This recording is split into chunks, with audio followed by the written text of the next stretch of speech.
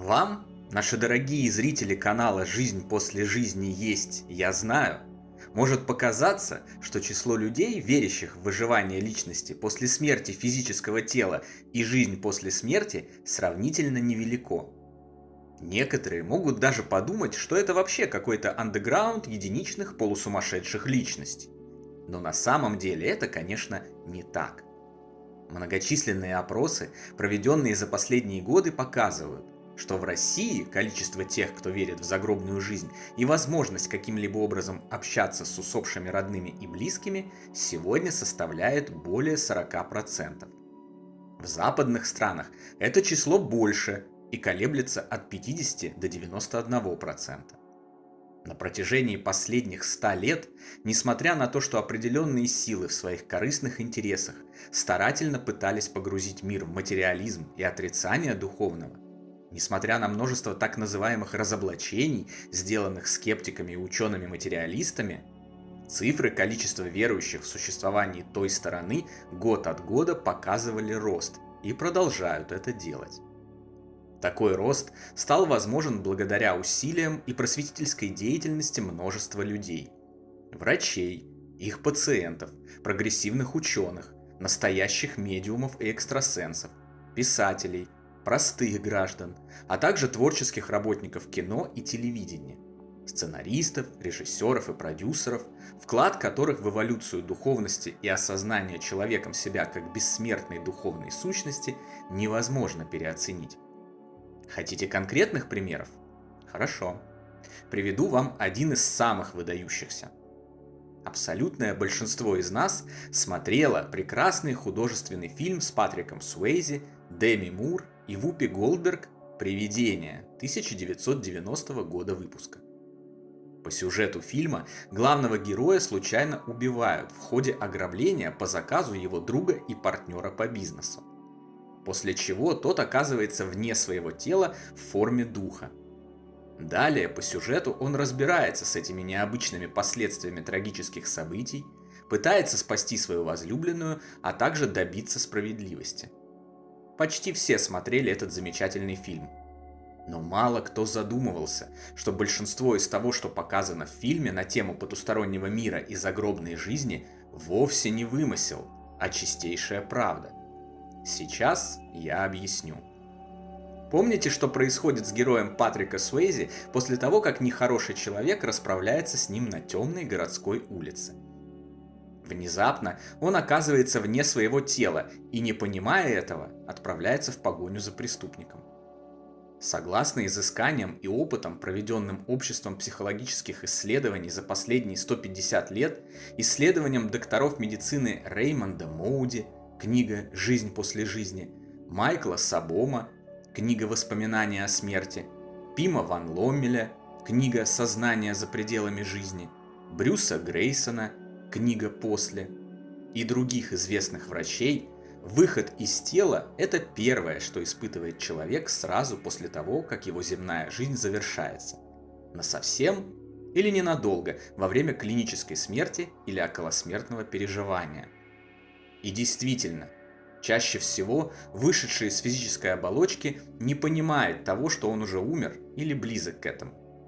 Он сбит с толку и продолжает думать, что действует в собственном теле, пока не присматривается ко всему более пристально, не обращает внимания на окружающую обстановку и не осознает, что все изменилось. При попытке взаимодействовать с окружением руки вышедшего из тела проходят сквозь предметы. Люди его не слышат и не видят, хотя он активно пытается привлечь их внимание. Помните героиню Вупи Голдберг, медиума-мошенницу, которая внезапно открывает в себе истинные способности к общению с ушедшими людьми?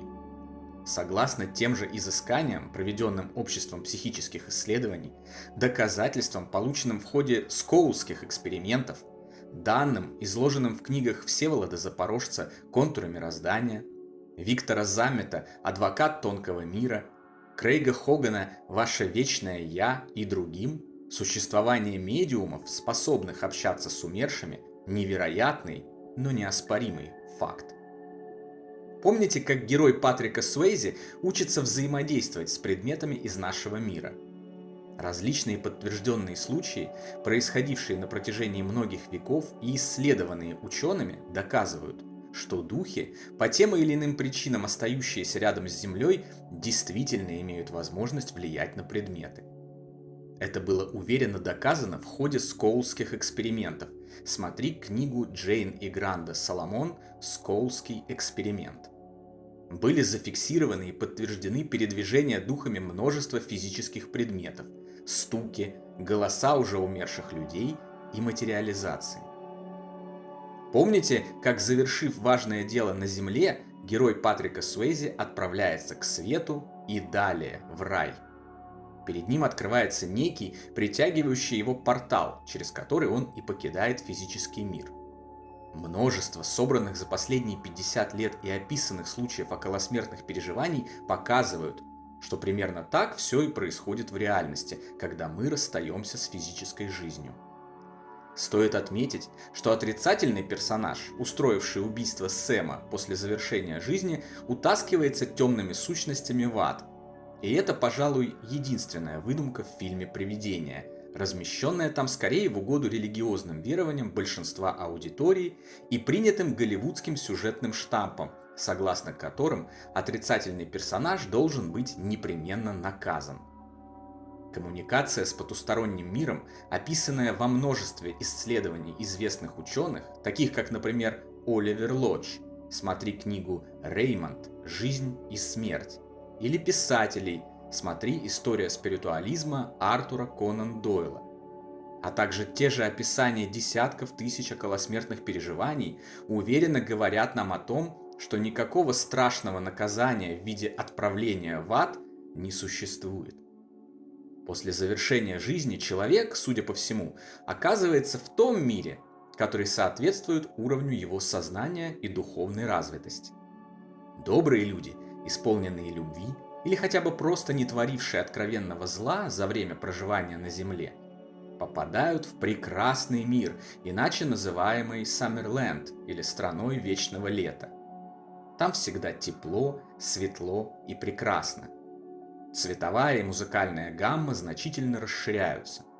Ушедшие встречают ранее умерших родных и близких, живут с ними в прекрасных домах большими семьями, выполняют различные интересные задачи, отдыхают и занимаются прочей деятельностью.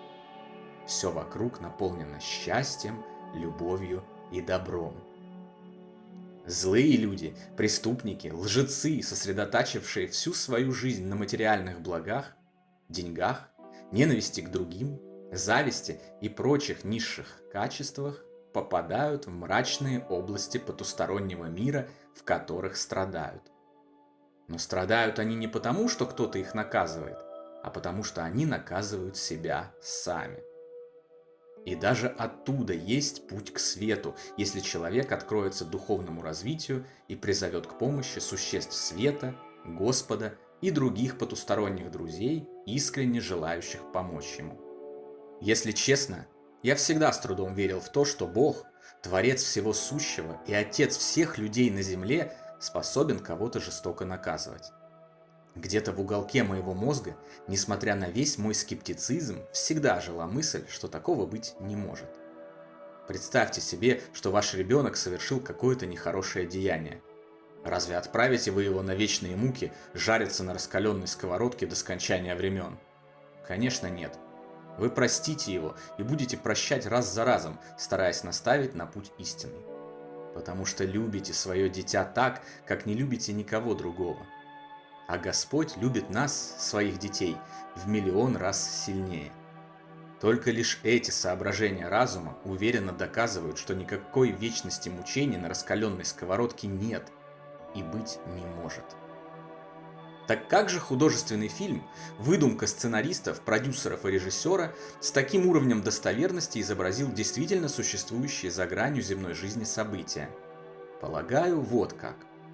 Из тех же книг и исследований известно, что духи и сущности из потустороннего мира часто внушают художникам, музыкантам, режиссерам, писателям, сценаристам и прочим творцам интересные идеи посредством телепатической связи, существование которой, кстати, уже доказано даже в нашем физическом мире. Более того, Многие известные, признанные и даже гениальные личности часто повторяют одно и то же, что их великолепные творения – это не совсем их заслуга, что они приходили им как будто свыше, в один миг. Это подтверждали Эйнштейн, Бах, Моцарт и многие другие. А фильм «Терминатор», с которого началась впечатляющая карьера режиссера и продюсера Джеймса Кэмерона, вообще целиком пришел ему во сне, когда он болел гриппом. Судя по всему, сценарий фильма «Привидение» был передан автором потусторонними силами именно таким образом. Настолько точно он отражает то, что происходит с нами после завершения физической жизни. Посмотрите фильм «Привидение». Это действительно хорошее, доброе кино, наглядно показывающее, что наши ушедшие родные и близкие продолжают жить. И на самом деле никогда не покидают нас, независимо от того, что их физическое тело уже прекратило существование. Это прекрасный фильм, несмотря на свою художественность, наполненный интересными знаниями, помогающий взращивать наши самые лучшие качества добра и любви. Эти знания подготавливают нас к переходу в самые светлые сферы потустороннего мира и счастливому воссоединению с нашими любимыми, которое обязательно состоится.